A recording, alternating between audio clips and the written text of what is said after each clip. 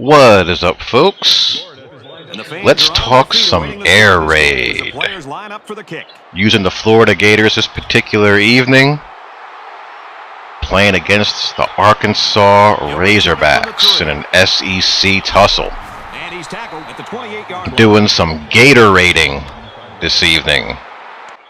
Running the Gatorade.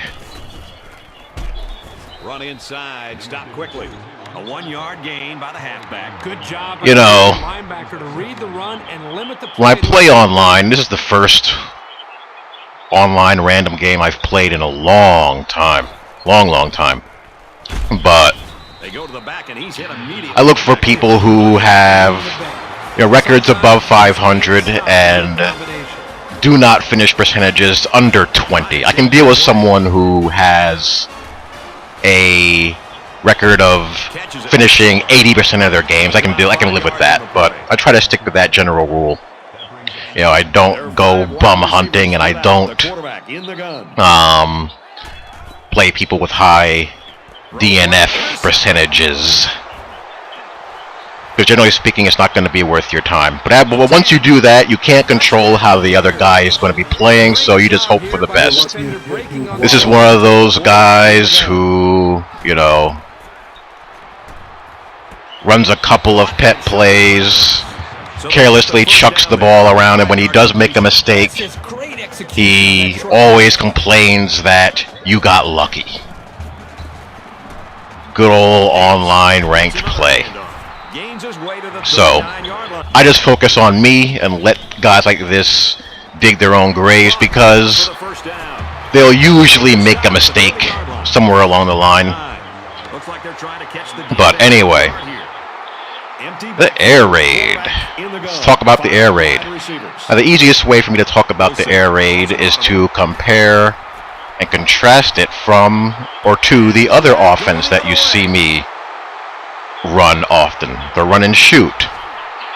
Both are pass-centered offenses, but both have differences that make them, unique and distinct. Like, what's the difference between the run and shoot, the air raid, or just other spread teams that pass the ball a lot? Wilson calls an audible. Starting with the run and shoot. The run and shoot, for example, is little formation variety, tons of route variety. Run and shoot is 4 wide trips, ace or spread. All offenses evolve over time. This year I saw SMU run a wide trips formation, or a wing formation with a tight end, 2x2 with 3 wide receivers. Of course, the pistol has come into the run and shoot as well. So offenses evolve over time, but the core concepts remain the same. Run and shoot has variable routes, option route running, reading the defense on the fly, combinating routes, things of that nature. Low formation variety, infinite route variety. The air raid is the exact opposite. The air raid, although it's a passing-centered offense, is high formation variety, low route variety. Here's a basic air raid play, the stick. You'll see stick in every formation in the playbook. Here I'm running Y cross. You'll see Y cross concepts everywhere. You can run these concepts in an air raid playbook, depending on what air raid playbook you're using, out of Shotgun Pro, 5 wide, trips, trio, Y flex, pistol, ace, I formation, what have you. But it's really centered over a couple of route concepts: the shallow cross, the Y cross, the stick route, mid screen, bubble screen, They need about 4 yards to pick up the first. and Y corner. And with that, you also have the mesh concept and smash. So you have, again, you see a double, post concept here. Or actually, this is a slant rather than a hot route, but you see the same concepts repeated over and over again. Same very basic route concept. The reason why it works is because those basic route combinations have been tried and proven to always work. It's not exactly rocket science. Out of bounds at the 44. Right, picks up 7 yards with that catch. Here I am back on defense, but Changes the play at the line. there are also different flavors of air raid offense. Originally, the air raid, when it was developed by Lavelle Edwards and Hal Mumm and Norm Ncaa and company in the 80s, was run out of a pro set formation. Back when BYU was running it in the 80s. And if you use a BYU playbook, you'll see that influence still with it. You see a lot of shotgun pro set, split back sets, and a strong under center flavor as well, which is one of the reasons why I like it. It's my favorite air raid playbook to use. When I want to run a conventional pro style attack, I'll use BYU's playbook. If I want to air raid with a more of a spread no huddle flavor, I'll use Houston's. And whichever flavor you want to use is up to you, but you'll find that the same themes, here I get lucky, will be constant no matter what air raid playbook you use. Some coaches add a little bit more spice to it and tempo, like West Virginia or Oklahoma State. Some are more methodical and basic in their approach, like Texas Tech. Mike Leach would run shallow cross literally all the way down the field. So if you're playing a team that likes to blitz a lot, this is one way to get them out of that. Some programs who run the air raid take a more pro-style approach, like Arizona. Arizona nicknames their air raid the power raid. This is based off and supplemented by a running aspect as well. BYU also.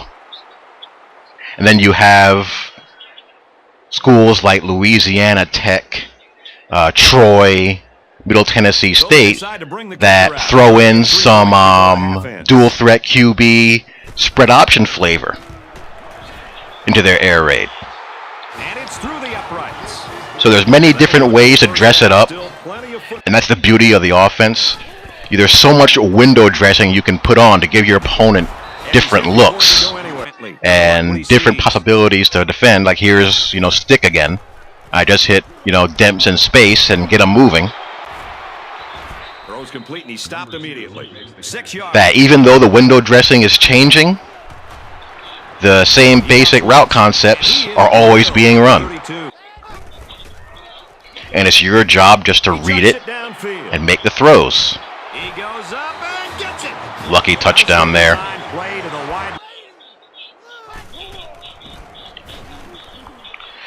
And whatever style of air raid you want to do, practice it, get good at it, and stick with it. Here's a classic example. This is Y corner with a slant being run underneath it. One of the two pops open. And you also have outlets on the other side. So it's just up to you to just pick whatever pops open. And the reads are really, really easy, depending on how the defense lines up and what you read pre and post snap. Back on defense. This game's pretty much over. This is one of the rare people that forced me to go back to balanced zone, and once I did that, the game was done. And one of the advantages of the BYU book is the power run game out of the eye when you need it, and he gets bailed out by aggressive ball strip. Another turnover coming up here. He's taken down at the 40. This safety always seems to be in the right place at the right time. See a strong eye. Look at all those split sets out of the BYU, the shotgun bunch. You also have this identical formation under center. Love the BYU playbook. It's just it's the everything you want it to be air raid playbook. You can easily go spread no huddle with all those shotgun sets. You can go no huddle between I and the shotgun pro sets. You can go pro style air raiding under center out of I and single back. You can go conventional huddle as well from the shotgun. Just whatever you want it to do. And here I'm running a little bit of read option. It just has a lot of balance and a lot of ways to go depending on how you feel like tempoing your opponent and what the game is presenting you. Makes the catch, and he's got nowhere to go. Because in my opinion, there are going to be games where you just have to run the ball.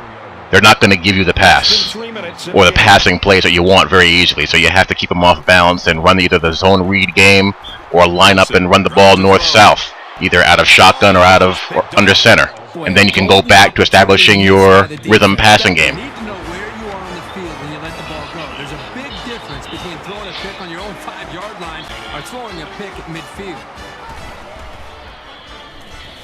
Back on D, another turnover on downs. This guy just is lost now.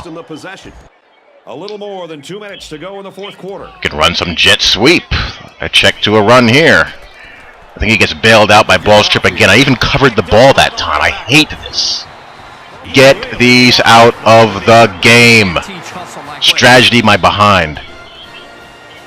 Goes right, picked off. And this guy is from the Nice pick. Mark Sanchez School of Reading Defenses. Hammond on the handoff. He gets to about the 31-yard line. And just winding it down here. Brantley, options right. Nice gain as he works the right side. Good pickup, and with a 2 to go. I sneak in Jeff Driscoll, run a load option out of the eye. And I see the glitch, but I run it anyway because this guy's just annoying me. Driscoll does a little Tebow impersonation there and gains 10 yards. Love the BYU playbook. Anyway, I'll post more air raid videos. And hope you guys enjoyed. Talk to you all later. Peace. As we take a look at the highlights, Kirk, how would you summarize the action in this one? It was a good game, but I'm sure there's a little disappointment down there. Arkansas had a few missed opportunities in this game, and I think if they could have capitalized on a few of them, it would have been a lot closer, and they might even have won this game.